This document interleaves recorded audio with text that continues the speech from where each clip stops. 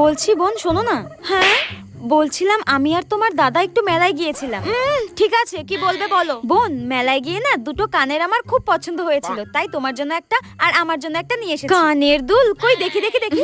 এই দেখো, এই নাও। ওয়াও কি সুন্দর।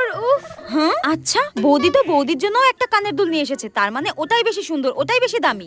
কি করি দেখি বৌদি তোমার কানের দুলটা দেখাও। আমার কানেরটা দেখবে? ঠিক আছে দাঁড়াও দেখাচ্ছি। এই দেখো, দেখি দেখি দেখি। ওয়াও উফ এগুলো তো কি সুন্দর গো। এই বৌদিটা না খুব শয়তান, আমি জানি। নিজের জন্য ভালো আর দামি কানের নিয়ে এসেছে আর আমার জন্য কম দামি। শোনো বৌদি, আমার এটা পছন্দ হয়নি, আমি এটাই নেব।